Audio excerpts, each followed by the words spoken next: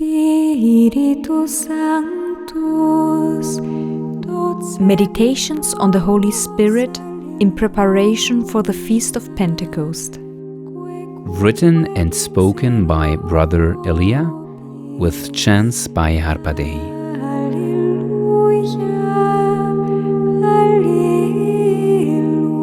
Day 11. The Goodness.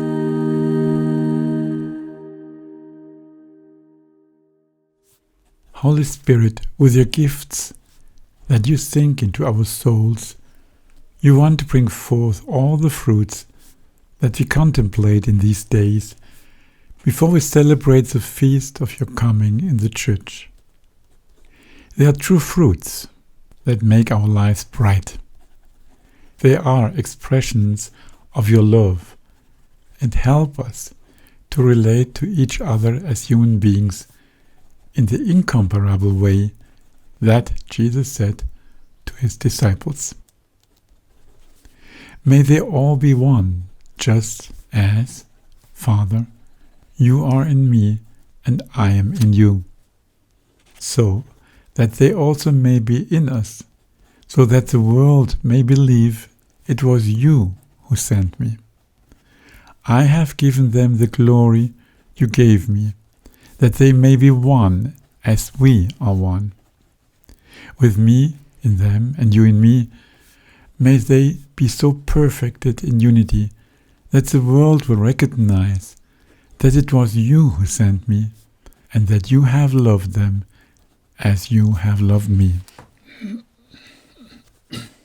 We should live as human beings, Holy Spirit, in true unity with you and with each other. But obviously, we are not really able to do this, as one can easily see if one does not close one's eyes and dreams instead. Therefore, we must advance to the source of love and goodness and drink from it. You, yourself, are this source.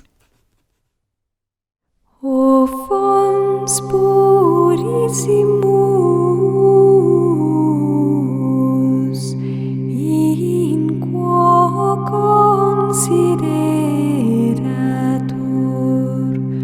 quod Deus alienus, colligit et perditos requirit.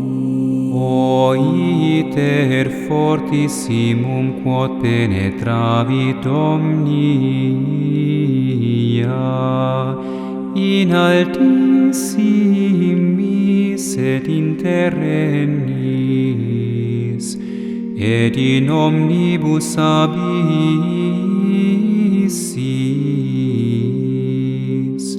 tu omnes componis et colligis.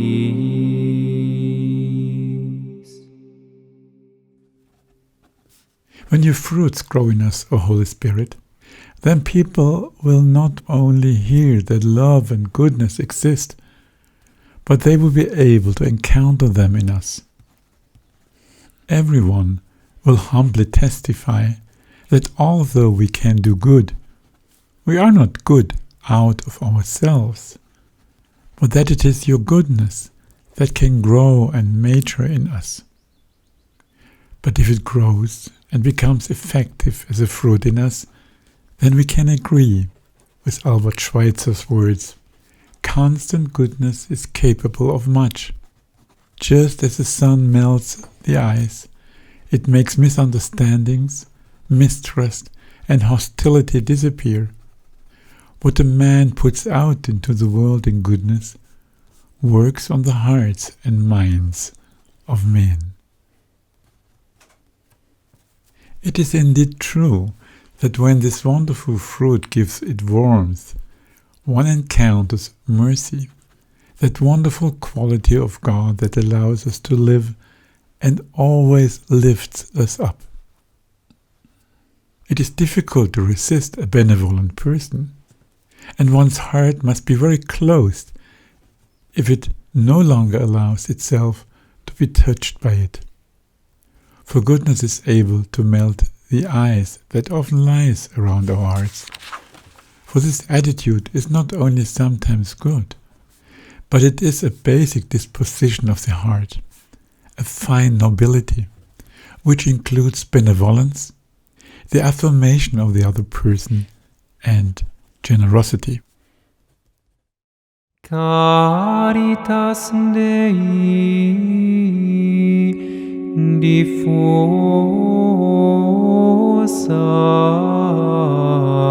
est in cordibus nostris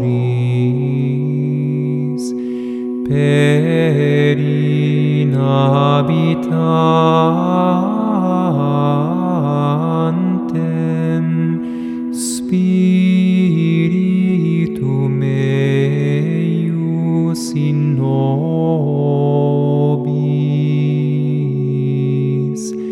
Alleluia, Alleluia.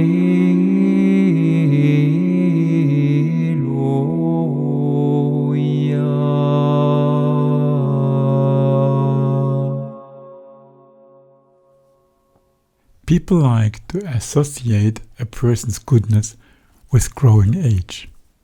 But this is not always true, for goodness grows as a fruit of the Spirit, perhaps even as a particularly major fruit of the Spirit after a long journey of inner purification. Like all these wonderful fruits, O Holy Spirit, goodness serves to glorify God and makes something of His being present. At the same time, these fruits also always serve people, for who would not be blessed by the friendliness, the true peace, the pure heart, and the goodness? So then, beloved Holy Spirit, you want to glorify the Lord through these fruits and call man to become what God intended him to be. Tu et siam semper erucis doctos per inspirationem sapientiae letificatos. Deus tibi sit, qui sonus